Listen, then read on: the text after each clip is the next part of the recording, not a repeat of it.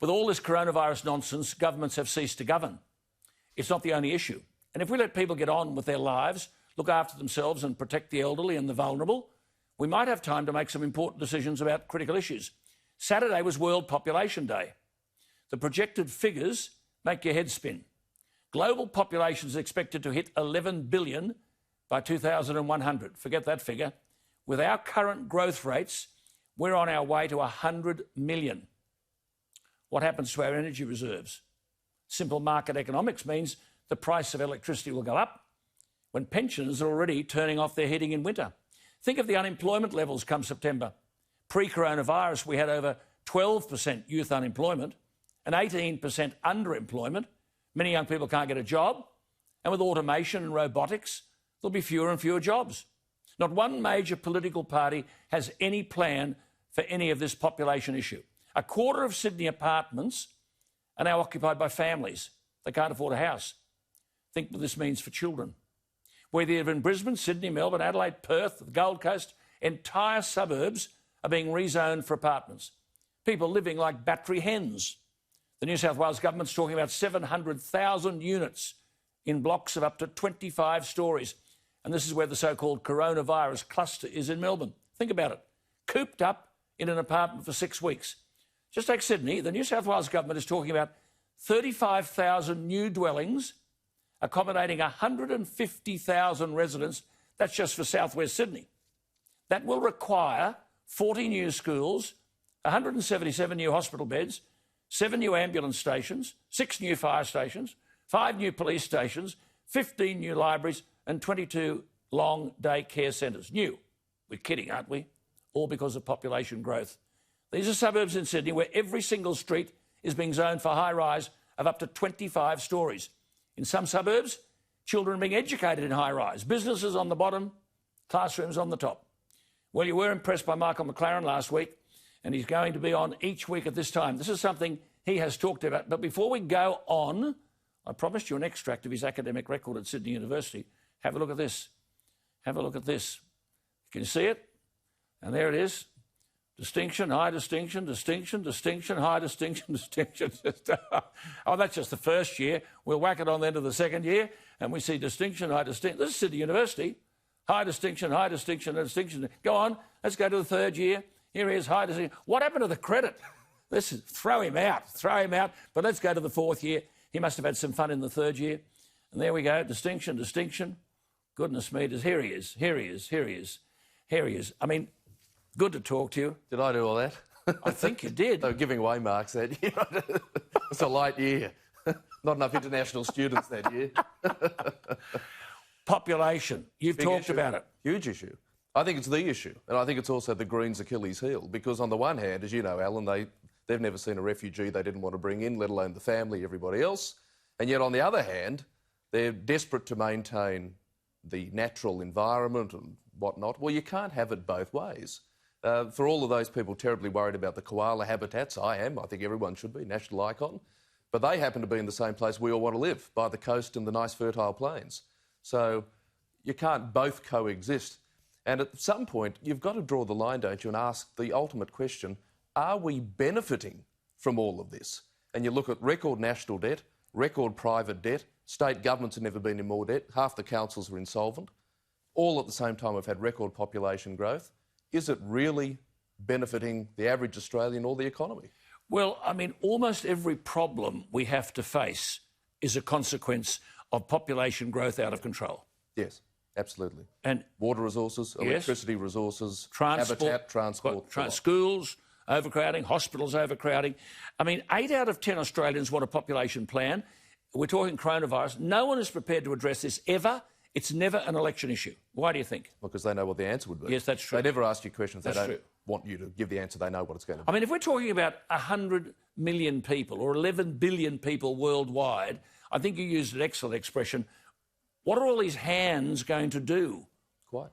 Where do they get a job? I mean, automation's already making its way through Southeast Asia.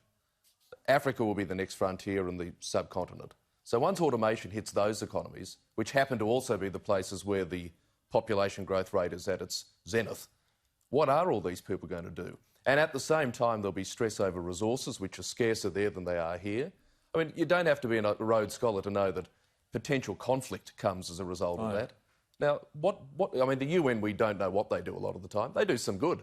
But what are they doing about this? It's the only forum you can discuss global population growth. Well, Bob Carr, who's watched, good evening to you, Bob, he'll be watching the program. He's one person who said over and over again that when you talk about population, politicians look the other way while their constituents in Brisbane, Sydney, Melbourne and everywhere are overwhelmed by this issue. Yeah, quite. Overwhelmed. And think of the money... Having a child taught in a high-rise building with businesses up the top. Get the lift, go to the 4th, not to the 6th. That's where Coles are. Yeah. Eh? Well, it's all going on in Parramatta where I grew up. It is. Chatswood. Chatswood. So, Chatswood, I mean, also in Brisbane. I mean, if you go... I went to Queensland University and there was this beautiful sandstone building. And we talk politics here, I suppose, but it was dyed-in-the-wool, blue-ribbon Liberal. Hawken Drive, beautiful homes, St Lucia and the lot. I'll tell you what, the Liberals will struggle to get a vote. It's all high-rise, full of students everywhere, street after street after street. And we've got streets being rezoned almost entirely for high-rise. No one cares. No, they don't. But, well, no one in politics cares, but everyone in the street cares. Well, Tony Abbott said legal migration is now double the average of the Howard years and it's putting millions of Australians' lives under stress. He said we should scale back the rate of immigration. And then he said this, sure, critics will denounce any change as populist. Isn't this lovely? Typically Abbott, he says, but that's what snobbish elites always say about something the public want, but they don't. In a democracy where the majority should rule, what's wrong with populism? Well, quite. What's dangerous about it? Well, I thought that was the idea. If I got it wrong. But isn't it extraordinary how they don't listen to the public? It's on coronavirus and everything. I mean, Gladys and these people are giving us lectures every day. But they think we're getting rich because... Well, they're getting rich. But look at the debt. I mean, we've had record population growth for, 20 years, roughly? Yes. We've never had more debt, and we can't just blame the GFC or the coronavirus for that situation. The debt is largely coming from social welfare spend. And when you increase the population, they've got this crazy idea that more people will offset the pension. But and then you get old. Quite. Then you've got this water and energy issue. Yeah. Now, I've gone on about this forever and ever. It's rained at the weekend, rained in New South Wales. Not a cup's been harvested. But you've got to say this slowly. Can you imagine how foolish it is with increased population and water is a scarce resource that we flush the toilet with the same water that we clean our teeth with? Now, you'd think that things like the garden and the car and the toilet could all be recycled water. Quite. And there's not a plan for it. No. I mean, I think you made the comment. Why do we give subsidies for people to put solar panels on their roof, but we don't provide a subsidy for anyone to have a rainwater tank? It makes no sense. No. Now, a lot of new developments, sure. Yes, that's right. The regulation is going to... But there's probably 1 million properties in Sydney alone that could be retrofitted. Existing homes don't have one. But you know there are councils, Michael, and our viewers would be interested in this. There are councils across Australia in new developments that demand that development have a detention tank. Detention. That means they don't want the verges to be washed away by heavy rain. So the detention, the water is moved, channelled into this underground detention tank. And when the rain is over and it's next week or something, you have to let it out and go into the ocean, where it salinates, and then they have massive desalination plants to take the salt out of it. Work that out. It's very efficient. I know. Well, look, desalinated water obviously isn't the answer. It's expensive water, and it's also environmentally unfriendly water, by and large. So what you've got to do is harvest the natural stuff. Now, obviously, the topography isn't simple. Now, in Ethiopia, they're building a new dam. They found the money. It's going to be 30-odd times the size of Warragamba's. Yeah, just say that again. This is true. Ethiopia. Say that again. This is Ethiopia. Oh, we laugh at Ethiopia. I mean, that bloke in the World Health Organisation's got good links with Ethiopia, but they're building a dam 30 times the size of Warragamba. Hydroelectricity off it. Quite. The Egyptians aren't happy because it's going to stuff them up with the Nile, but too bad. We don't have one. Further upriver. We don't have one. No, we don't. But look, they've got the topography to do it. At least they're doing it. It's not as simple here because we don't have a big valley that you can easily dam straight away. Well, we could use the Clarence River. There's lots of waters. There's lots of options. You've got to pipe it. Absolutely, Clarence. And that was a proposal put by Jack Beale in the 1950s. I was working for Malcolm Fraser. We put $10 million aside to investigate the Clarence River system. Bob Hawke became Prime Minister. He stopped the money and nothing's been heard of it since. Just before you go, a quick one on Hong Kong. Well, I'm in favour of bringing a certain number of people out. They've got to be vetted, of course. You can't be too careful. But I'll speak tonight on my program to someone who's in favour of the South African farmers' plight. It's funny how That's gone quiet, yet their situation hasn't changed. And it doesn't matter if they're white, black or brindle.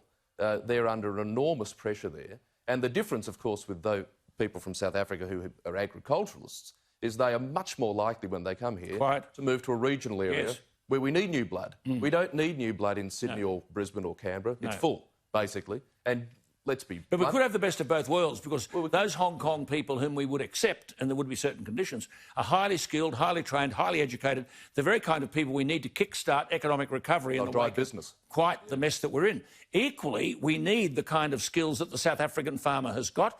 And finally, we can't stand by, surely, and see South African farmers treated like this.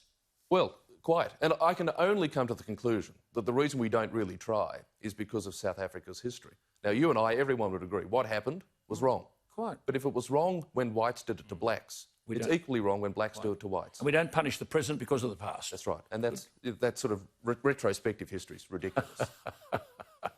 Well, there's the man with all the distinctions. He talks as if he's got them as well. And a credit. But the good part about it is we don't have to solve all the problems with the world tonight because you'll be back next week. I look forward to it. There you are. Good to talk to him.